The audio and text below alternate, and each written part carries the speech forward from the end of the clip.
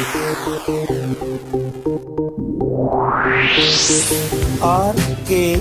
स्वागत है दोस्तों आपका एक बार फिर से हमारे YouTube चैनल RKB कैंफी वीडियोस में। टीजीटी विज्ञान 2019 के कुछ प्रश्नों को हम आपके सामने प्रस्तुत कर चुके हैं। तो स्वागत है दोस्तों आपका हमारे YouTube चैनल RKB कैंफी वीडियोस पर और आपको सुप्रभात, जय परशुराम जी। तो आइए आगे लेकर चलते हैं हम आज से क्वेश्चन नंबर 26 को। क्वेश्चन नंबर 25 तक तो आपके सामने प्रस्तुत कर ही दिए, तो देख लेते हैं क्वेश्चन नंबर 26 में क्या दिया गया है।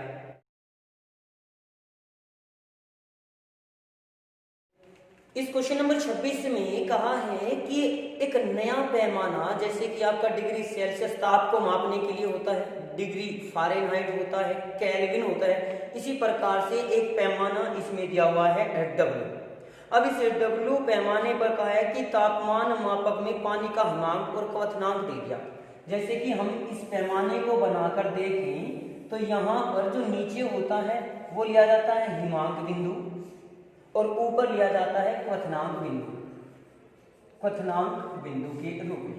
जैसे डिग्री सेल्सियस में 100 भाग होते हैं, इसमें आपके कुछ भाग दिए गए हैं। तो यहाँ पर क्वथनांक दिया हुआ है 39 डिग्री, तो दिया हुआ है W के रूप में हिमांक, तो 39 डिग्री W। इसी प्रकार से फिर क्वथनांक जो दे दिया वो 239 डिग्री W के रूप में दिया हुआ है। और फिर कहा है कि 39 डिग्री सेल्सियस पर, तो आप एक सेल्सियस पैमाना और बना लीजिए। ये आपका हो गया सेल्सियस पैमाना, जिसमें आपका 0 डिग्री सेल्सियस और 100 डिग्री सेल्सियस तापमान होता है। ये हिमांक बिंदु और ये क्वथनांक बिंदु होते हैं। अगर 39 डिग्री सेल्सियस तापमान पर जो माप दिया गया है, ताप दिया हुआ है, उसका ताप इस W पर मान के चलिए T डिग्री W जो है वो हमारा 39 डिग्री सेल्सियस के बराबर होता है। तो बताइए कि इस नया मापन का मान क्या होगा, नए ताप का मान क्या होगा। तो आपस में जब हम इनको एक दूसरे के साथ कन्वर्ट करते हैं तो मैंने आपको एक तरीका बताया था। वो तरीका क्या था कि जैसे ये है आपका 239, अधिकतम में से आप इस T को घटा लीजिए, यानी एक तरफ तो हम W पैमाना ले रहे हैं और एक तरफ ले रहे हैं हम डिग्री सेल्सियस पैमाना। तो W पैमाने पर हमारा आ गया 239 माइनस T अपॉन 239 माइनस 39 कर दीजिए, 239 माइनस 39 इक्वल टू, इसी प्रकार से आप 100 डिग्री सेल्सियस के रेस्पेक्ट में लेकर चल सकते हैं। 100 minus 39, 100 minus 39 upon 100 minus 0, 100 minus 0। तो यह 239 में जैसे 39 गया तो ये आपका कितना हो गया 200, तो ये 239 minus T upon 200 equal to ये कितना हो गया आपका हो गया 61 अपॉन 100। तो 2 0 से 2 0 कैंसिल, 2 क्यों अदर कर दीजिए, तो 239 माइनस T इक्वल टू 122। अब इस 122 को इधर लाके घटा दीजिए, T इक्वल टू आ जाएगा आपका T इक्वल टू 239 माइनस 122, 7 1 1, तो 117 डिग्री जो टेम्परेचर है आपका T डिग्री यानी 39 डिग्री आपका 117 डिग्री W के बराबर आ जाएगा। तो ये आपका फोर्थ ऑप्शन हो जाएगा। इसमें 4 ऑप्शन दिए हुए हैं, 200 degree W, 139 degree W, 78 degree W और 117 डिग्री W। तो यहाँ पर ये 117 के बराबर ये 39 आ जाएगा। यहाँ पर मैंने आपको जब पहले एक वीडियो प्रस्तुत की थी उसमें मैंने आपको डिग्री सेल्सियस, डिग्री फारेनहाइट आदि के बारे में जानकारी दी थी, केल्विन के बारे में, किस प्रकार से हम उनमें संबंध स्थापित करते हैं। यहाँ पर एक अलग ही पैमाना दे दिया W। तो मैंने जो आपको प्रोसीजर बताया है इसके द्वारा आप किसी भी अज्ञात राशि के या अज्ञात पैमाने का प्रयोग करके तापमानों में संबंध स्थापित कर सकते हैं। उम्मीद कर रहे हैं कि आपको ये तरीका अभी समझ आ रहा होगा। तो किसी भी क्वेश्चन को करने के लिए आप उस क्वेश्चन की तह तक जाइए और अपनी स्पीड को बनाइए। जैसे मैंने यहाँ पर धीरे धीरे इस क्वेश्चन को किया है, आपको वहाँ एग्जाम में निश्चित टाइम मिलता है, यहाँ पर कोई टाइम लिमिट नहीं है, आप कभी तक क्वेश्चन को समझ सकते हैं, कर सकते हैं। चलिए अब इस क्वेश्चन के पश्चात अब हम अगला क्वेश्चन लेकर चलते हैं, क्वेश्चन नंबर 27। क्वेश्चन नंबर 27 आपका थ्योरेटिकल क्वेश्चन है। इसमें तो आपको लगभग याद करना होगा और इस क्वेश्चन में दिया हुआ है कि रासायनिक अभिक्रिया के अंत में उत्प्रेरक खाली स्थान रह जाता है, क्या रहता है। अब जो ऑप्शन दिए हैं आपको उनको एक एक लेके चलिए। पहले तो मैं आपको उत्प्रेरक यानी कैटलिस्ट की परिभाषा बता दूं। किसी भी अभिक्रिया को अगर हम करते हैं और वह अभिक्रिया धीरे धीरे होती है तो उन अभिक्रियाओं को तेजी से करने के लिए हम उसमें कुछ एक अन्य पदार्थ मिला देते हैं जो उस अभिक्रिया की गति को तेज कर देता है। जैसे कि अगर हम KClO3, इसका नाम होता है पोटेशियम क्लोरेट, इसको गर्म करें, गर्म करने पर यह परिवर्तित होता है KCl और ऑक्सीजन में। यह अभिक्रिया बहुत धीरे धीरे होती है, बहुत स्लो होती है। लेकिन अगर किसी अभिक्रिया की हम अभिक्रिया कराएं, ये तेजी से कराने की कोशिश करें और इसमें हम MnO2 मैंगनीज डाइऑक्साइड एक पदार्थ मिला दें तो यही अभिक्रिया बहुत तेजी से हो जाएगी। बनेगा KCl और ऑक्सीजन ही, लेकिन अभिक्रिया तेजी से हो जाती है। तो यह पदार्थ जो मिलाया गया पदार्थ है वो पदार्थ कहलाता है उत्प्रेरक, कैटलिस्ट, और ये अभिक्रिया कहलाती है उत्प्रेरण। तो इसके बारे में अगर हम थोड़ी सी जानकारी प्राप्त करें तो ये हो जाता है कि अभिक्रियाओं में मिलाया गया वह बाह्य पदार्थ जो अभिक्रिया में भाग नहीं लेता, ध्यान करना, ये इसका मुख्य गुण रहता है कि उत्प्रेरक अभिक्रिया में भाग नहीं लेता लेकिन अभिक्रिया के वेग को प्रभावित कर देता है, अभिक्रिया की दर को, उसकी गति को प्रभावित कर देता है, उत्प्रेरक कहलाता है। और जिन अभिक्रियाओं में उत्प्रेरक प्रयोग किया जाता है उन अभिक्रियाओं को उत्प्रेरण, कैटालाइसिस अभिक्रियाएं कहा जाता है। अभिक्रिया में उत्प्रेरक भाग तो नहीं लेता लेकिन रासायनिक रूप से परिवर्तित भी नहीं होता और कह सकते हैं कि भौतिक रूप में परिवर्तित हो सकता है। यानी तो ये MnO2 है, ये प्रारंभ में भी MnO2 मैंगनीज डाइऑक्साइड ही रहेगा, बाद में भी मैंगनीज डाइऑक्साइड ही रहेगा। जैसे यहाँ पर KClO3 था, ये बदल गया आपका KCl और ऑक्सीजन में, रासायनिक रूप से परिवर्तित हो गया, लेकिन MnO2 के रूप में ही रहेगा, ये रासायनिक रूप से परिवर्तित नहीं होता, केवल भौतिक अवस्था इसकी परिवर्तित हो सकती है। यानी अगर ये हमारे ठोस टुकड़े के रूप में था तो वो ठोस टुकड़ा पाउडर के रूप में परिवर्तित हो सकता है। केवल भौतिक अवस्थाएं परिवर्तित हो सकती हैं, रासायनिक रूप से परिवर्तित नहीं होता। दूसरा, ये अभिक्रिया में केवल अभिक्रिया के वेग को प्रभावित करता है, उत्पादों की प्रकृति को या बनने वाले उत्पाद को परिवर्तित नहीं करता। लेकिन अगर उत्प्रेरक बदल जाए तो उत्पाद बदल जाएगा। अगर एक ही उत्प्रेरक है तो अभिक्रिया जितनी बार भी कराई जाएगी हर बार वही उत्पाद बनेगा, वही पदार्थ बनेगा जो बनना चाहिए। लेकिन अगर हम उत्प्रेरक बदल देते हैं तो उत्पाद बदल जाता है। जैसे कार्बन मोनोऑक्साइड और H2, इनकी अभिक्रिया हम कराते हैं तो इनकी अभिक्रिया कराने पर अलग अलग उत्प्रेरक लेने पर हमारे अलग अलग उत्पाद बन सकते हैं। जैसे यहाँ पर आपका CH3OH, HCOOH और HCHO, सभी में कार्बन ऑक्सीजन की संख्या समान है, हाइड्रोजन की संख्या अलग अलग हो सकती है।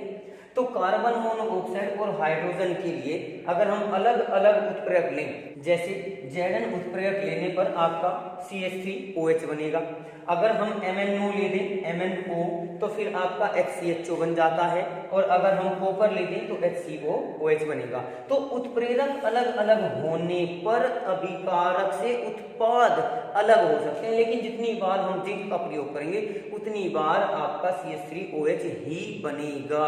यानी जो उत्प्रेरक है वो उत्पाद की प्रकृति को प्रभावित नहीं करेगा, लेकिन कह सकते हैं कि उसमें अलग उत्प्रेरक होने पर अलग उत्पाद बन सकता है।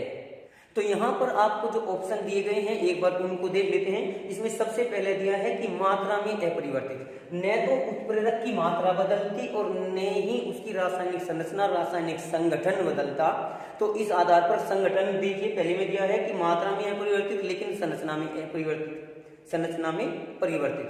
तो मात्रा तो अपरिवर्तित हो सकती है लेकिन संरचना भी अपरिवर्तित ही रहती है, उसमें भी किसी प्रकार का कोई परिवर्तन नहीं होता।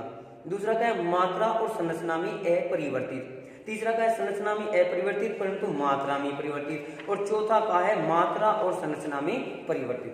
तो अभी आपको जैसे मैंने लक्षण बताए हैं, तो इन लक्षणों के आधार पर आप नंबर 2 पर जो पॉइंट दिया हुआ है कि मात्रा और संरचना में अपरिवर्तित रहता है, उसमें किसी प्रकार का कोई परिवर्तन नहीं होता, ये उत्प्रेरक का मुख्य गुण है। कभी कभी एक और अक्षर आ जाता है इसमें एंजाइम। एंजाइम को जीव रासायनिक उत्प्रेरक कहा जाता है, यानी जीवों के अंदर जो सजीव होते हैं, इंसान है, जानवर है, पशु पक्षी वगैरह हैं, उनके जीवों के अंदर, शरीर के अंदर होने वाले विभिन्न रासायनिक अभिक्रियाओं को जो पदार्थ उत्प्रेरित करते हैं उन्हें ही एंजाइम कहा जाता है। तो जीवों के अंदर होने वाली उन अभिक्रियाओं को हम जीव रासायनिक अभिक्रियाएं कहते हैं और उत्प्रेरकों को जीव रासायनिक उत्प्रेरक या एंजाइम कह देते हैं। एंजाइम और उत्प्रेरक में केवल एक अंतर होता है कि अभिकारक में जो अभिक्रिया होती है उसमें उत्प्रेरक तो अभिक्रिया में भाग नहीं लेता, लेकिन एंजाइम अभिक्रियाओं में भाग भी लेते हैं। अब दोनों में एक मुख्य गुण और होता है कि उत्प्रेरक हो या एंजाइम हो, ये एक निश्चित ताप पर ही क्रियाशील होते हैं। उस ताप को अनुकूलतम ताप कहा जाता है, और एक पीएच पर ही क्रियाशील होते हैं जिसे अनुकूलतम pH, optimum pH, optimum temperature कहा जाता है। अब एंजाइम हमारे शरीर में होता है, आप लोग देख सकते हैं कि जैसे ही बुखार हुआ, शरीर का तापमान बढ़ गया, तो उच्च तापमान पर हमें भोजन भी अच्छा नहीं लगता, क्योंकि हमारे मुंह में लार ही नहीं बनती। लार में भी एंजाइम होता है, टाइलिन नामक एंजाइम होता है। वैसे और भी एंजाइम होते हैं, बायोलॉजी वाले कुछ अच्छे प्रकार से इसको पढ़ते होंगे, लेकिन केमिस्ट्री में आपका एक चैप्टर आता है, एनसीईआरटी बुक में भी है, जैव अणु। उस जैव अणु में भी आपको एंजाइम के बारे में जानकारी करनी होगी। तो एंजाइम जो अधिक ताप हो जाएगा उस ताप पर तो नष्ट हो जाती है, लेकिन कम ताप पर ये क्रियाशील नहीं रहते। तो अक्सर ये क्वेश्चन एंजाइम के बारे में पूछा जा सकता है या उत्प्रेरक के बारे में भी आपसे पूछा जा सकता है। तो जीव रासायनिक उत्प्रेरक किसे कहते हैं? एंजाइम्स को कहा जाता है। तो आइए अब इसके पश्चात हम नेक्स्ट क्वेश्चन को लेकर चलते हैं। देखिए इस 28वें क्वेश्चन में आपसे कहा गया है कि इन 4 यौगिकों में से, ये आपको ऑप्शन दिया हुआ है, और कहा इनमें से कौन सा न्यूक्लियोफिलिक आगमन द्वारा हाइड्रोक्सिल आयनों के साथ अभिक्रिया नहीं करेगा। देखिए न्यूक्लियोफाइल वो होता है जिस पर नेगेटिव चार्ज होता है। न्यूक्लियो प्लस फिलियोज, यानी न्यूक्लियस नाभिक की ओर, फिलियोज मीन्स टू अट्रैक्ट, लव करने वाला, यानी नाभिक की ओर आकर्षित होने वाला, उसी को न्यूक्लियोफाइल कहा जाता है। तो यहाँ पर जो हाइड्रोक्साइड आयन दिया हुआ है, हाइड्रोक्सिल आयन दिया हुआ है, OH नेगेटिव है, इसमें भी लोन पेयर प्रेजेंट होते हैं ऑक्सीजन के पास। अब इन चारों यौगिकों में से हमें देखना है कि कौन सा यौगिक इस न्यूक्लियोफाइल के साथ अटैक नहीं करता, Nu नेगेटिव के साथ या OH नेगेटिव के साथ अभिक्रिया नहीं करता। तो देखिए आपका एक सीधा सा फिजिक्स का नियम है कि 2 विपरीत आवेशों में आकर्षण बल होगा, जबकि 2 समान आवेशों में प्रतिकर्षण लगता है। तो अगर 2 विपरीत आवेश हुए तो वे एक दूसरे के पास आ सकते हैं, लेकिन अगर 2 समान आवेश हैं तो नेगेटिव नेगेटिव आपस में एक दूसरे के पास कभी नहीं आएंगे। तो इनमें से देख लेते हैं किसके पास नेगेटिव आयन होता है। पहले आप लोग इन चारों की संरचना देख लीजिए। डाई एथिल ईथर की संरचना होती है C2H5O C2H5। इसमें ऑक्सीजन के पास 2 लोन पेयर प्रेजेंट होते हैं, ये होता है die ethyl ether. Ethyl acetate, ethyl यानी C2H5 होता है और एसीटेट होता है CH3COO, और यहाँ पर C2H5 को लगा सकते हैं, ये एथिल एसीटेट होता है। अब इसके पश्चात एसिटामाइड को ले लीजिए, CH3CONH2 को लेकर चल सकते हैं। इसमें नाइट्रोजन के पास 1 लोन पेयर होता है, ये एसिटामाइड। और एसिटोनाइट्राइल, एसिटोनाइट्राइल होता है CH3C ट्रिपल बॉन्ड N के रूप में इसको लेकर चला जा सकता है। अब यहाँ इन चारों में अगर देखा जाए तो नाइट्रोजन के पास भी लोन पेयर है, ऑक्सीजन के पास भी लोन पेयर है, लेकिन अब हमें देखना है इसमें उपस्थित कार्बन परमाणु को क्या किसी में पॉजिटिव चार्ज आता है। जैसे अगर सबसे नीचे इसमें एसिटोनाइट्राइल में लेकर चलें C triple bond N, carbon के मुकाबले नाइट्रोजन अधिक विद्युत ऋणी होता है, जिस कारण यह इन साझे के इलेक्ट्रॉन युग्मों को अपनी ओर आकर्षित कर सकता है। जैसे ही आकर्षित किया तो यहाँ पर कार्बन के ऊपर पॉजिटिव चार्ज और नाइट्रोजन के ऊपर नेगेटिव चार्ज के रूप में कुछ समूह उपस्थित हो सकते हैं, जिसके लिए हम कह सकते हैं कि OH नेगेटिव इस पॉजिटिव कार्बन पर अभिक्रिया कर सकता है। यानी एसीटोनाइट्राइल इस CH3CN के साथ OH नेगेटिव अभिक्रिया कर लेगा, न्यूक्लियोफाइल अभिक्रिया यहाँ पर हो जाएगी। इसी प्रकार से CH3CONH2 में अगर देखें तो यहाँ कार्बन और ऑक्सीजन को देख सकते हैं। कार्बन ऑक्सीजन में ऑक्सीजन अधिक विद्युत ऋणी होने के कारण इन इलेक्ट्रॉन्स को अपनी ओर खींच लेगा। यहाँ पर ये आपका नेगेटिव चार्ज की जगह यहाँ पर पॉजिटिव आ जाएगा, यहाँ नेगेटिव आ सकता है। तो इन दोनों में भी इस पॉजिटिव पर आपका जो ऑक्साइड COH नेगेटिव है, हाइड्रोक्साइड आयन है, वो यहाँ भी अभिक्रिया कर लेगा। ये CO समूह है। आप लोग जब विस्तार पूर्वक थ्योरी पढ़ेंगे तो कार्बोनिल यौगिकों की, एल्डिहाइड और कीटोन की जो अभिक्रियाएं हैं उनके बारे में आप पढ़ सकते हैं कि C डबल बॉन्ड O समूह ध्रुवीय प्रकृति का होता है, जिसमें कार्बन पर पॉजिटिव चार्ज होता है। तो यहाँ भी ये CO समूह है। लेकिन अब आइए C2H5 में, जो C2H5O C2H5 है, ये एक सममित ईथर बोला जाता है। इस ऑक्सीजन के दोनों ओर एक जैसे समूह उपस्थित हैं। C2H5 एक जैसे समूह उपस्थित हैं और यहाँ पर इस ऑक्सीजन के पास 2 लोन पेयर भी प्रेजेंट होते हैं, उपस्थित होते हैं। तो यहाँ इसमें इलेक्ट्रॉन की अधिकता होने के कारण थोड़ा सा नेगेटिव भाग यहाँ पर माना जा सकता है। जहां पर इलेक्ट्रॉन अधिक उपस्थित होंगे वहां नेगेटिव चार्ज होगा, तो इलेक्ट्रॉन घनत्व अधिक होने के कारण और दोनों ओर समान समूह जुड़े होने के कारण इलेक्ट्रॉन का प्रतिस्थापन, इलेक्ट्रॉन का विस्थापन यहाँ पर अधिक नहीं हो पाता। तो OH नेगेटिव यानी इलेक्ट्रॉन की अधिकता वाला समूह इस डाईएथिल ईथर में ऑक्सीजन पर इलेक्ट्रॉन घनत्व अधिक होने के कारण इस पर भी आक्रमण नहीं कर सकता है। तो इस आधार पर हम कह सकते हैं कि इन चारों में से डाईएथिल ईथर पर न्यूक्लियोफिलिक प्रतिस्थापन अभिक्रिया या न्यूक्लियोफिलिक अटैक नहीं होगा। चलिए इसके पश्चात अब हम नेक्स्ट क्वेश्चन को लेकर चलते हैं। क्वेश्चन नंबर जो आपको 29 दिया हुआ है, इसमें क्या कहा है आपको कि एक धब्बा है पॉलिश की हुई धातु के प्लेट पर। अब उस प्लेट को जब गर्म किया जाता है बहुत अधिक उच्च ताप पर, यहाँ पर 1400 टेम्परेचर आपका दिया हुआ है, तो 1400 डिग्री सेल्सियस ले सकते हैं या इससे अधिक भी लेकर चला जा सकता है, या किसी भी तापमान पर जब उसको गर्म करते हैं तो फिर कहा गया कि फिर उसे हम एक अंधेरे कमरे में ले गए। लोहे को गर्म किया, वो लाल तप्त हो जाता है, जब उसको हम अंधेरे कमरे में लेकर जाएंगे तो वहां पर चमकेगा। लेकिन इसके साथ साथ इसमें कहा गया है कि वो धब्बा क्या प्रकार दिखाई देगा, किस प्रकार का दिखाई देगा।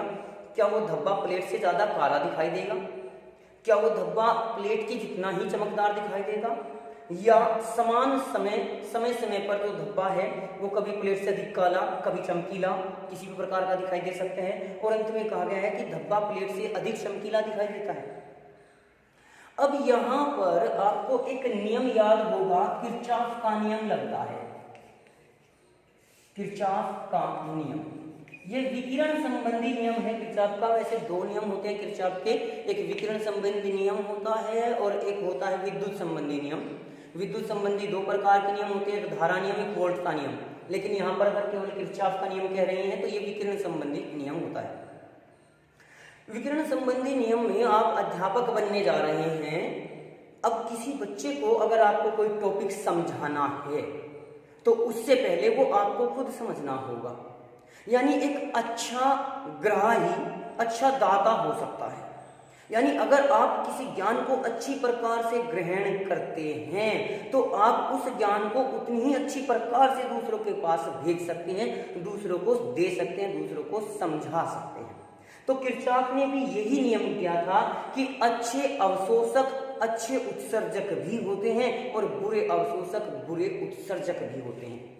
यानी अगर कोई टॉपिक आपकी खुद समझ में नहीं आ रहा, तो अवशोषित नहीं कर पा रहे हैं, तो क्या आप उसे दूसरों को समझा सकते हैं? यानी क्या आप उसका उतना अच्छा उत्सर्जन कर सकते हैं कि जितना आप लोग समझेंगे उतना ही तो दूसरे को समझाएंगे? तो यहाँ पर एक क्वेश्चन और मैं आपको याद दिला दूं, अक्सर देखा होगा जो बर्तन होते हैं खाना पकाने वाले, उनकी जो तली होती है, पेंदी होती है, वो अक्सर काली होती है। और आजकल तो नॉन स्टिक कुकवेयर आए हुए हैं, उनमें तो अंदर से भी उनको काला बना दिया गया है। प्रकृति ने हमारे सर के बाल काले क्यों दिए हैं? हमारी जो आसपास की भूमि है उसको ज्यादातर जो पेड़ पौधे हैं वो हरे रंग के क्यों बनाई हैं? प्रकृति का भी बहुत बड़ा योगदान होता है हमारे शरीर में, हमारे जीवन के बारे में अगर बात करें। देखिए, जो हरा रंग होता है, हमारी आंखें हरे रंग को बिना किसी समंजन क्षमता के देख सकती है। तो आसपास प्रकृति ने हरा रंग बना दिया कि हमारी आंखों पर किसी प्रकार का जोर न पड़े। सर के बाल काले बना दिए, काले इसलिए बना दिए क्योंकि काला रंग अच्छा अवशोषक होता है, सूर्य से आने वाली ज्यादा से ज्यादा ऊर्जा को अवशोषित करके हमारे सर को दे दे। यहाँ पर दिमाग होता है और दिमाग को ऊर्जा की सबसे अधिक आवश्यकता होती है।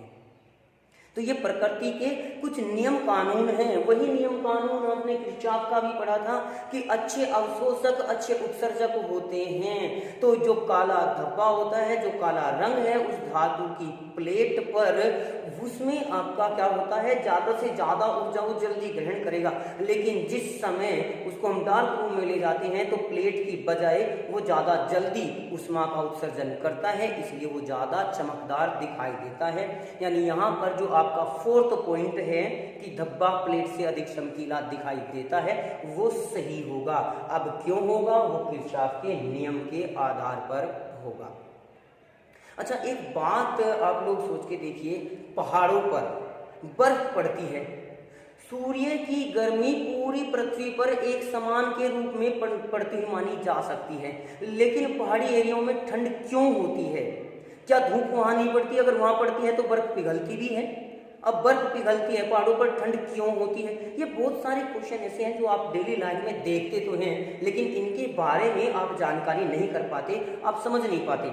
तो किसी भी चीज को दूसरों को समझाने से पहले अगर हम खुद समझ लें, यानी हम अच्छे अवशोषक बने, एक अच्छा श्रोता ही अच्छा वक्ता हो सकता है। अगर आप किसी की दूसरे की बात अच्छी प्रकार से सुनते हैं, तभी आप अपनी बात दूसरों को समझा सकते हैं। तो यहाँ पर मैं ज्यादा न कहते हुए इस क्वेश्चन को यही विराम देता हूँ। अब हम इसके पश्चात आपका नेक्स्ट क्वेश्चन लेकर चलते हैं। क्वेश्चन नंबर आपका 30 में क्या दिया है, एक बार उसको देख लेते हैं। क्वेश्चन नंबर 30 में आपको दे दिया गया कि बेंजीन की अभिक्रिया कौन सी नहीं है, यानी बेंजीन इनमें से किस अभिक्रिया को प्रदर्शित नहीं करती। तो पहले आप एक बार बेंजीन की संरचना बना लीजिए। ये बेंजीन होती है जिसमें हर एक पोजीशन पर आपके कार्बन उपस्थित होते हैं और एकांतर क्रम में इसमें द्विबंध और एकल बंध होते हैं। यहाँ कार्बन है हर एक जगह और हर एक कार्बन के साथ एक हाइड्रोजन जुड़ा हुआ है। बेंजीन को हम कुछ इस प्रकार से बना सकते हैं, अधिकतर जानते होंगे ज्यादातर, लेकिन मैं थोड़ी सी इसकी विस्तार पूर्वक व्याख्या इस कारण से कर रहा हूँ कि इससे संबंधित अगर अन्य क्वेश्चन भी आ सकता है तो आप उसका जवाब दे सकें। तो यहाँ पर जो आपको 4 पॉइंट दिए हैं, 4 ऑप्शन दिए हैं, एक बार उनको भी लिख लीजिए। पहला ऑप्शन जो आपको दिया हुआ है, सबसे पहला ऑप्शन दिया है योगात्मक अभिक्रिया, तो यहाँ डाल सकते हैं योगात्मक, एडिशन रिएक्शन जिसको बोलते हैं। दूसरा आपका दिया हुआ है इलेक्ट्रोफिलिक प्रतिस्थापन, इलेक्ट्रोफिलिक सब्स्टिट्यूशन, तो यहाँ पर प्रतिस्थापन है और वो भी है आपका इलेक्ट्रोफिलिक यानी ई पॉजिटिव के द्वारा। फिर तीसरा है निष्कासन, तीसरा है निष्कासन, निष्कासन को बोलते हैं इलिमिनेशन रिएक्शन। और चौथा है न्यूक्लियोफिलिक प्रतिस्थापन, चौथा है न्यूक्लियोफिलिक प्रतिस्थापन के बारे में ही दिया हुआ है, प्रतिस्थापन, और ये आपका न्यूक्लियोफिलिक प्रतिस्थापन के रूप में दी गई है। अब यहाँ पर इन सबको अगर हम लेकर चलें तो योगात्मक अभिक्रिया बेंजीन दे देती है, क्योंकि इसमें असंतृप्तता होती है, अनसैचुरेशन होता है द्विबंध उपस्थित होने के कारण। जहां भी द्विबंध और त्रिबंध होंगे वो योगात्मक अभिक्रिया दे देंगे। जैसे CH2 डबल बॉन्ड CH2 होता है, उस पर हाइड्रोजन की योग अभिक्रिया कराएं तो CH3 बन सकता है। ये योगात्मक अभिक्रिया होती है, तो द्विबंध उपस्थित होने के कारण योगात्मक अभिक्रिया दे दी। प्रतिस्थापन इलेक्ट्रोफिलिक प्रतिस्थापन, ई पॉजिटिव यानी जब इस पर देखिए बेंजीन रिंग पर यहाँ 3 द्विबंध उपस्थित होते हैं, तो इन द्विबंध में इलेक्ट्रॉन पेयर भी प्रेजेंट होंगे। इलेक्ट्रॉन युग्म उपस्थित होने के कारण ई पॉजिटिव यानी इलेक्ट्रोफाइल इस पर अटैक कर सकता है, इलेक्ट्रॉन घनत्व इलेक्ट्रॉन डेंसिटी अधिक होने के कारण। तो ये अभिक्रिया भी बेंजीन रिंग द्वारा प्रस्तुत की जा सकती है। फिर इसके पश्चात आता है निष्कासन, इलिमिनेशन। इलिमिनेशन का एक एग्जांपल मैं आपको देकर बता रहा हूँ, जैसे CH3, यहाँ पर आपका CH2OH हो गया या CH2Cl लेकर चल सकते हैं। तो यहाँ पर एक हाइड्रोजन एक जल के अणु के निकलने के पश्चात ये CH2 डबल बॉन्ड CH2 बना देती है। जल के अणु का निकलना निष्कासन, डिहाइड्रेशन बोला जाता है, निर्जलीकरण बोला जाता है। इसी प्रकार से यहाँ से हाइड्रोजन और हेलोजन को अगर निकालेंगे तो वो डिहाइड्रो हेलोजिनेशन बोला जाएगा, हाइड्रोहेलोजनीकरण बोला जाएगा। तो किसी भी अणु से एक अणु का निकलना, कुछ छोटे अणुओं का निकलना निष्कासन कहलाता है। सामान्य तौर पर जो निष्कासन होता है वो संतृप्त यौगिकों का गुण होता है। वो संतृप्त यौगिक इन छोटे अणुओं को निकालकर अपनी असंतृप्तता को बढ़ा लेते हैं, द्विबंध और त्रिबंध का निर्माण कर लेते हैं। तो सामान्य तौर पर हम कह सकते हैं कि बेंजीन के द्वारा ये निष्कासन अभिक्रिया नहीं दी जाती, क्योंकि यहाँ पहले से ही डबल बॉन्ड उपस्थित है। कोई दूसरा परमाणु यहाँ पर अटैक करके इसमें से छोटे अणु को स्वयं का, अपने आप में से कोई दूसरे अणु का अटैक नहीं चाहिए, अपने आप में से ही जब छोटे अणुओं का निकाला जाता है, छोटे अणुओं का निष्कासन किया जाता है, तो उनको एलिमिनेशन रिएक्शन कहते हैं। अब चौथी आती है आपकी प्रतिस्थापन न्यूक्लियोफाइल अभिक्रिया। बेंजीन रिंग ये अभिक्रिया देती तो है लेकिन बहुत ही कम अमाउंट में, क्योंकि बेंजीन रिंग में अगर देखा जाए तो इलेक्ट्रॉन घनत्व अधिक होने के कारण यहाँ पर भी नेगेटिव चार्ज होगा, इस पर भी नेगेटिव चार्ज होगा, तो इलेक्ट्रोफिलिक प्रतिस्थापन नहीं होता है। लेकिन फिर भी हम ये मानकर चल लेते हैं कि जैसे यहाँ पर आपका H था, इस पर Cl की अभिक्रिया कराई तो यहाँ पर ये क्लोरोबेंजीन आपकी बन जाती है। वैसे ये इलेक्ट्रोफिलिक के द्वारा होता है, लेकिन फिर भी हम कह सकते हैं कि प्रतिस्थापन अभिक्रिया देगी तो, लेकिन बहुत ही कम अमाउंट में। लेकिन क्वेश्चन में तो ये कहा है कि कौन सी अभिक्रिया देती ही नहीं, तो कौन सी अभिक्रिया नहीं देती? ये निष्कासन अभिक्रिया, एलिमिनेशन रिएक्शन को बिल्कुल नहीं देती है।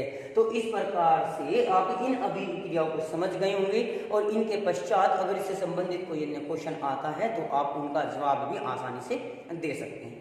तो आज की वीडियो में फिर हमने 5 क्वेश्चन प्रस्तुत कर दिए हैं आपके सामने। इनमें से अगर किसी क्वेश्चन में कहीं कोई समस्या हो तो आप उसका जवाब कमेंट बॉक्स में लिख कर पूछ सकते हैं। और मैंने भी आपसे आज की वीडियो में 1-2 क्वेश्चन पूछा है, तो आप उनका जवाब, जैसे बर्फ के बारे में मैंने आपसे क्वेश्चन पूछा है, तो आप उनका जवाब भी कमेंट बॉक्स में लिखकर दे सकते हैं। तो आज की वीडियो के लिए आपका धन्यवाद।